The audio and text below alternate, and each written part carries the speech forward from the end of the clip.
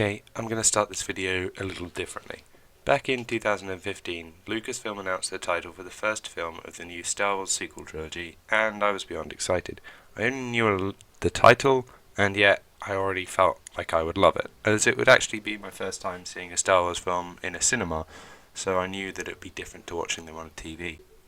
I then saw it 3 separate times in the cinema, and each time I was re-enchanted with Star Wars, and what it means.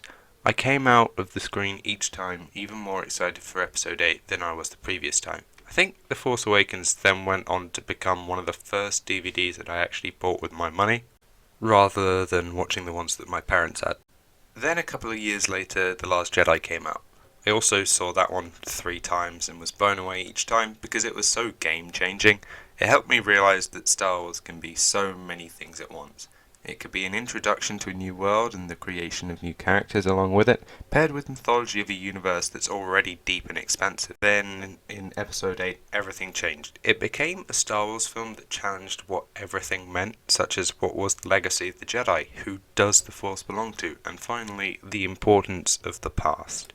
Then something happened. I almost went into a fandom menacey way of thinking about this film as I saw more and more people online criticise and mock the film. For the first few weeks I was shocked as I thought about how anyone could have the complaints, and then as time went on I began to agree with them about The Last Jedi. However, something happened to prevent this.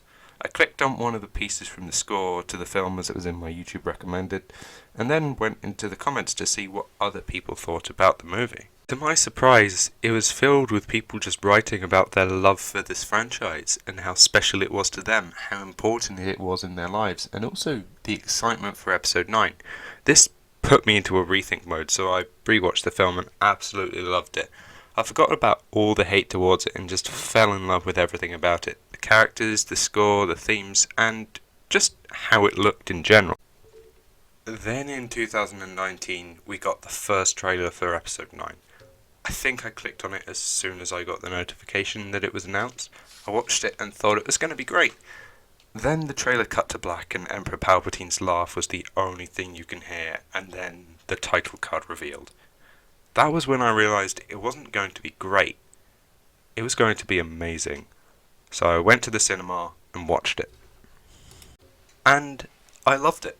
Every second of it, from the opening crawl to the end credits, I felt like this is pure Star Wars. And in this video, I'm going to explain why and also how over the last year it managed to become my favourite Star Wars film. And for this, I'm going to need everyone to bear with me for a second because weirdly, it doesn't begin with rewatching it or thinking about it.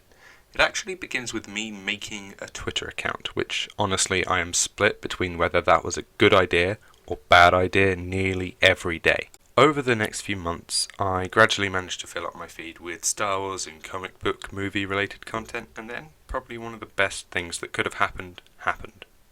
Putting the 3 hearts in my display name was that thing. I didn't come up with that idea, that credit goes to someone on Twitter who I'll keep anonymous. This built up over time, and it was so good to interact with people who love the Star Wars sequels as much as, and probably more than I do. Then one night I decided to do a poll because I couldn't figure out which sequel film to watch, and The Rise of Skywalker won that, and so I thought, why not, I'll just live tweet it. So over the course of about 50 tweets and 2.5 hours, I gradually realised that this was my favourite Star Wars film, and now I'm going to fully explain what makes it my favourite on a scene-by-scene basis. The first scene in the film is Kylo Ren attacking some cult members on Mustafar to locate a Sith wayfinder so he can find where Palpatine is. I think it's a great scene because it allows us to see Kylo's fighting style as an incredibly aggressive form and as a show of brute force and determination to achieve an objective. It sets up his character for this film nicely, showing how he's embraced that darkness as a result of what happened with him and Rey in the throne room on Snoke's ship in The Last Jedi. The scene is Kylo arriving to Exegol, and the cut to him travelling is really cool. It zooms in on the Wayfinder and then Ren's ship appears in the frame, which is so incredibly satisfying. So he arrives on Exegol and Palpatine gives a great introduction. It's full of menace and darkness and really helps to show you how evil he is, because if you didn't realise from the other films in the Clone Wars, now you definitely will. I think something else that's great is the reveal that Palpatine was Snoke. Call it a retcon, but I think it just shows how obsessed he is with obtaining the power of the Skywalker bloodline. Overall, this introduction to both Kylo and the Emperor is really effective and helps to set up the basic plot of the film, which will lead to a confrontation between Palpatine and Rey. So the next part I'm going to talk about in this introduction is to go through the stealing of intel from the ice asteroid. I'm not too sure what it's actually called. I think it's quite good to have this here as it shows us the new resistance with Poe and Finn. When the fighters arrive, we also get to see a fighting dynamic between the two characters that's developed over the previous year. The thing that's most interesting in this scene is the setup of Poe's background, which carries on later in the film and helps to cement a theme of identity. We then cut to Rey, who's meditating and trying to hear the voices of the Jedi that came before, and talks to Leia. I think this is a bittersweet moment for the film, as it's so sad to see Carrie Fisher in the role and knowing that this is her last performance, embracing a role as the passer of the torch. I love this moment so much. We then get to see Rey run a training course, and this really shows how far her abilities have come, and also, in a way, her innate ingenuity that you would get from being raised on your own by destroying the droid with an environmental object instead of a lightsaber. Following on from this, I think the funniest scene in this film is when the trio is reunited and they're basically just shouting over each other. I think this does so much for the character building and their dynamics, as we see them much more as friends rather than allies who met and found common cause. The dialogue also feels really dynamic, which I think helps add to their relationship. So after this we have a scene which some people decided to take out of context to show how bad they thought it was. I'm obviously talking about the somehow Palpatine returned line. If you see me on Twitter, I think you know my feelings on it, and because of that I'm not going to get too into defending it. I am, however, going to draw a parallel between this and an earlier film in the franchise. The theme of hope against an empire is brought up in a similar fashion to how it was in Rogue One, which I think helps tie the various eras together, as well as cementing the idea that the rebellions are built on hope. This bit after this shows a final Master Padawan meeting between Rey and Leia, and I think with this Leia explicitly states the film's main theme: never be afraid of who you are. What's also good is we get a double confirmation that Rey took the Jedi text, as well as seeing that Luke and Lando had some adventures together, which I hope is explored more in the upcoming Lando series on Disney+. Then we see Kylo in his role as Supreme Leader getting his mask fixed. I actually really like the new design and don't consider it a retcon, but it shows him fully embracing his identity. The way the red can be seen with as well helps with that sense of evil. The bridge meeting also draws the parallels, one of the meeting with the New Hope and the other between characters. It's a continuation of Kylo's journey to become Vader, for which one step is murdering your high command. Takes us to Pasaana. I think a nice detail in this is how the moment that they see the festival is the same point in the film when in A New Hope Luke received the message from Leia, and the festival takes place once in every 42 years. Other than that, this scene is some incredible world building. As a favourite channel of mine says, this makes the galaxy feel lived in again, and not just built around our heroes. In my own opinion, I like the festival because how cool everything looks, and also a lot of it was practical, so that's a win. We also get to meet back up with Lando with the same helmet from Return of the Jedi, and he gives exposition in the most Lando way possible. Call it fan service, I call it fun. Speaking of fun, the chase that we see after the First Order spots them is very reminiscent of the chase on Jakku from The Force Awakens, although here we experience it through the dynamic they've set up over the 3 films. I'm also a big fan of this cave sequence. Some people use this as an excuse to call Rey a Mary Sue, but I see it as her using what she learned from the Jedi texts, as well as showing us the power of the light side to help those in need, which, along with helping the snake, helps the Resistance escape. We then get to see one of the coolest things that's ever been put in a live-action piece of Star Wars media, which is the duel between Rey and Kylo with the Starfighter on the lightsaber.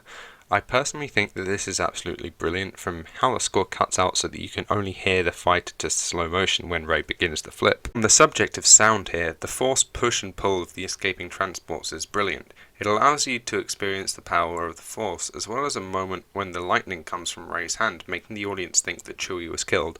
I know that the death doesn't last that long in terms of runtime, but that's fine because my view is that we're watching this through the eyes of the protagonist, who hasn't fully developed her Force abilities. Seeing the damage it can do is important for the development of her character. The events on Pasaana take us to Kijimi, where we get to see more of Poe's backstory developed and some characters from his past, which means that now the entire trio have a reason to not be defined by what happened previously in their lives.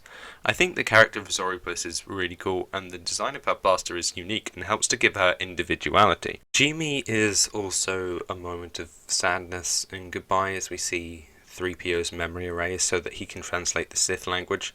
It's interesting as it's one of the few times we get to see 3PO have some genuine development and an emotional connection, as there's an argument to be made that he started the franchise, and so when he's wiped there's a true sadness in realising that so many key moments would have been lost. To quote Blade Runner, moments will be lost like tears. Tears in rain. I get how the situations are incredibly different, but I think the quote can somewhat be applied here. So we're then bombarded with a nice couple of reveals, one of them Chewie's still alive, as well as Hux being a spy. I think it's a nice follow through from his character in Last Jedi, as he was basically tossed around by Ren in that, and therefore his motivation for requiring him to lose is understandable. Then on the Star Destroyer / Kijimi, there is also one of the most unique lightsaber battles seen in the franchise, a duel in 2 locations showing off this dyad, which is obviously continuing from Last Jedi, and we see how Kylo was much more skilled with the saber than Rey. He barely tries and is toying with her for the entirety of the duel. The other interaction between these two on the Destroyer is a very important thematic reveal in the film. Rey finds out she's a Palpatine, and so this acts as not only the payoff from Leia's quote before they left Prasanna, but also a key moment for Rey herself, as she's broken from this reveal. Okay, hi everyone, just wanted to pop in at the end of the video to say thank you so much for watching. I really had fun making this, apart from having to deal with all of the copyright stuff. Anyway, you can now watch part 2 if you click the link up there. I think it should be up there. Anyway, I'll see you in that one. Bye.